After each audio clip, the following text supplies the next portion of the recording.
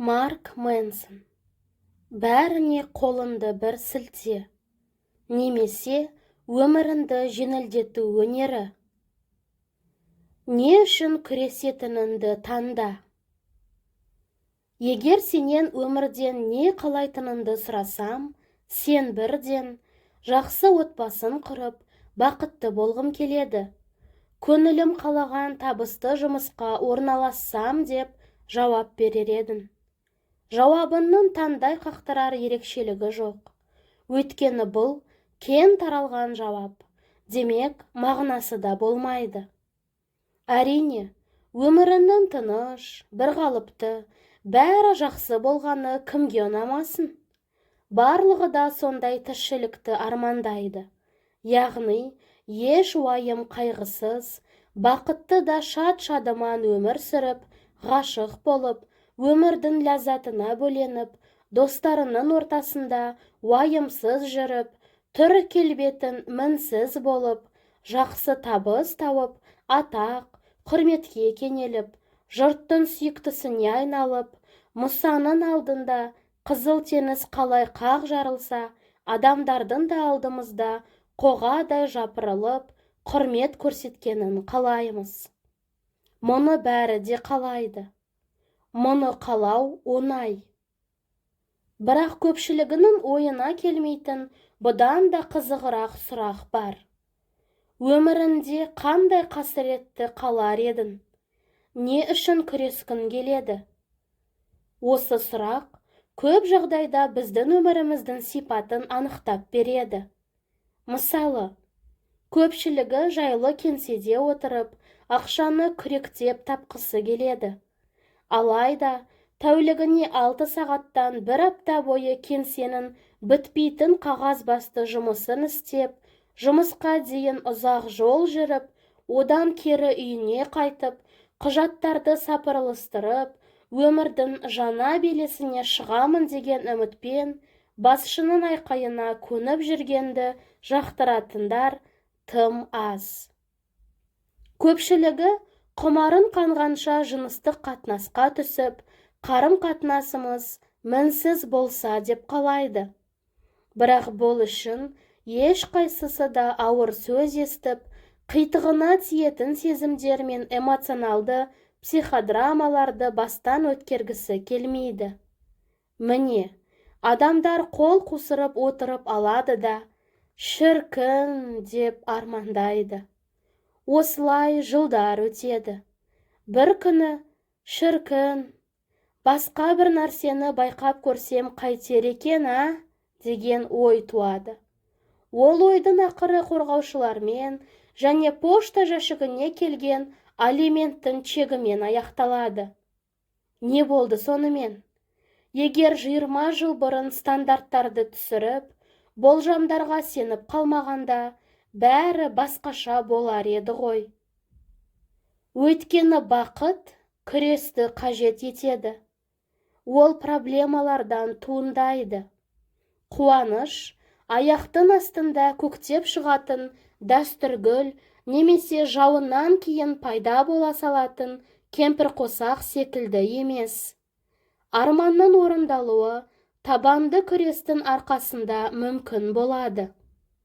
Мазасыздықтан, жалғыздықтан, обсессивті-компульсивті бұзылыстан, немесе жұмыстағы сергек өмірінің тең жартысын бүлдіретін ақымақ бастығын, немесе басқа жайттан зардап шексенде, шешім негативті тәжірибеден қашып, одан құтылуға тырысудан емес, оны қабылдап, шешімін табуға тынымсыз талпыныс жасаудан тұрады. Әрине, барлығы мүсінім мінсіз болса дейді. Алайда артық калорияны санауды үйренбесе, тамақтан тыйылмаса, спорт залында сағаттан өтетін дене жаттығуларының ауырлығын бағаламаса, мінсіз мүсіннің ауылы алыс. Көпшілігі жеке кәсібін бастағысы келеді. Бірақ олар тәуекелге бел буып, алдында кездесетін қиындықтарды, сәтсіздіктерді еңсеруге дайын болмаса, текке кететін алтын уақытын бағалауды үйренбесе, ешқашан табысты кәсіпкер бола алмайды. Адамдар өздеріне серіктес, өмірлік жұбай тапқысы келеді. Алайда, шыдамы таусылған кезде жыныстық шиеленісті тудырудан пайда болатын эмоционалды турбуленттілікті, ешқашан қоңырау үнін естімейтінін сезе тұра, телефонға мелшиіп қарап отыратын сәттерді бағаламай, оған ешкім қол жеткізе алмайды. Бұл махаббат ойынына кіреді. Ал ойнамаған адам жеңіске де жетпейді. Басқаша айтқанда, егер табысқа жеткін келсе, өзінен қандай іс-әрекет жаныма ләззат сыйлайды екен деп сұрама. Қандай азап, қандай қиындық жаныма жағады деп сұра. Бақытқа апарар жол тау-тау болып үйілген қиындық пен масқараға толы. Дегенмен таңдау жасауын керек. Қайғы мұңсыз, қиындықсыз өмір болмайды. Және ол ұдайы раушан гүлдері мен жалғыз мүйізден тұрмайды. Рахаттанудың, ләззат алудың жөні түсінікті ғой. Бұл мәселеде барлығымыздың жауабымыз ұқсас. Қалауымыз бірдей. Бұдан да қызықты мәселе. Азап шегуін. Сен қандай азап тартуға, қандай қиындыққа баруға дайынсың? Міне, дәл осы сұрақ меніңше өте маңызды. Өйткені дәл осы күрделі сұрақ саған жол сілтеп, өмірлік көзқарасыңды өзгерте алады. Мені жасап, сені сен етіп тұрған сол. Ол бізді анықтайды, айырады. Соныңда бәрімізді біріктіреді. Жас кезімде мен музыкант, тіпті рок жұлдызы болуды армандадым. Әуені гитарамен айтуға әдемі үйлесетін кез келген әнді тыңдаған сайын көзімді жұмып, өзімді сахнада тұрғандай елестеттім. Міне, көпшіліктің алдында ән шырқап жатырмын. Сиқырлы саусағыммен шерткен аспаптан төгілген әуен тыңдарманымның есін жаулауда. Бірнеше сағат бойы осылай армандап жата беруге бармын. Мен тіпті өзіме осылай қол шапалақтап, қошемет көрсететін көрерменнің алдында өнер көрсетемін бе деп сұрақта қойғаным жоқ. Менің көкейімде сол жұлдызды сәт қашан туады деген сауал ғана тұрды. Өйткені мен мұның барлығын жоспарлағанмын. Жұлдызым жанып, музыка әлемінде өзімнің атымды қалдыратын мүмкіндікті сәл-пәл күтуім ғана қалды. Әуелі мектепті бітірейін. Сосын аспаптарға ақша жинау керек. Содан кейін ән айтып жаттығуға уақыт белгілеймін. Музыканттармен танысып, жаңа жобаны қолға аламын. Сосын тағы жобалар, жоспарлар.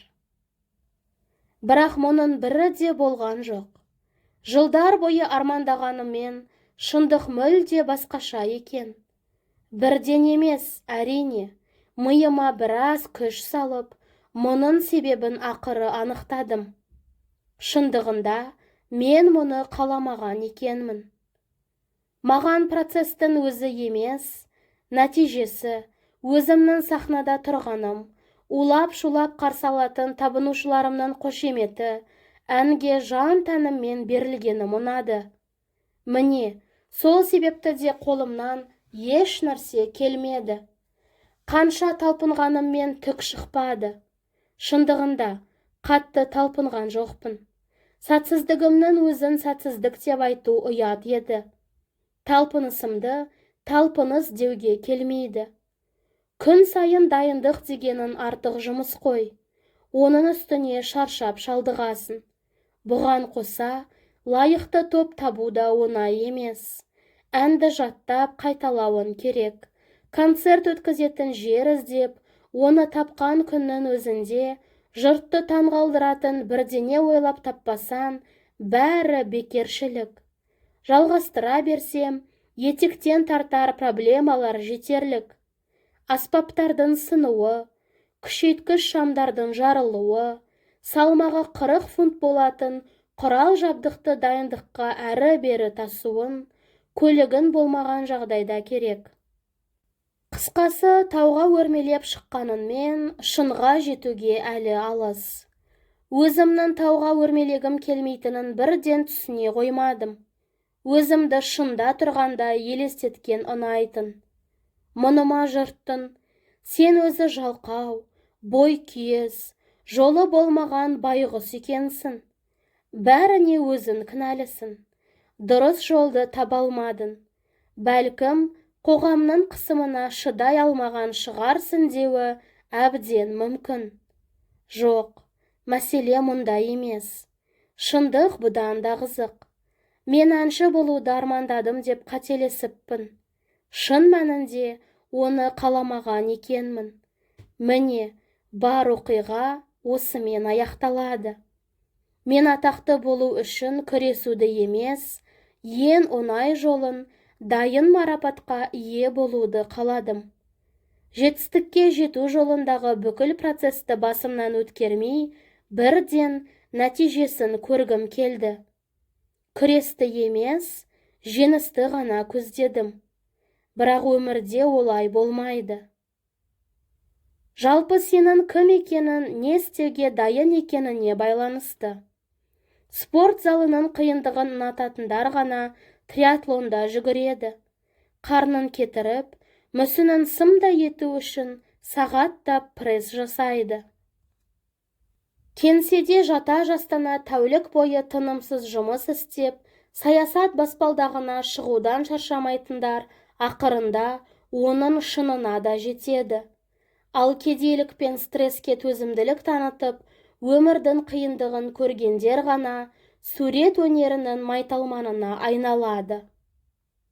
Бұл жердегі әңгіме ерік-жігер немесе төзімділік туралы емес. Еңбек етсең ерінбей, тояды қарнын тіленбей деп, кезекті ақылымды да айтып жатқаным жоқ. Бұл өмірдің ең қарапайым негізгі құраушысы. Яғни біздің күресіміз табысымызды анықтайды. Ал проблемаларымыздың шешімі бақытқа бастайды. Енді мынаған қараңыз. Бұл спиральмен жоғары өрлеп бара жатқан шексіз соқпақ.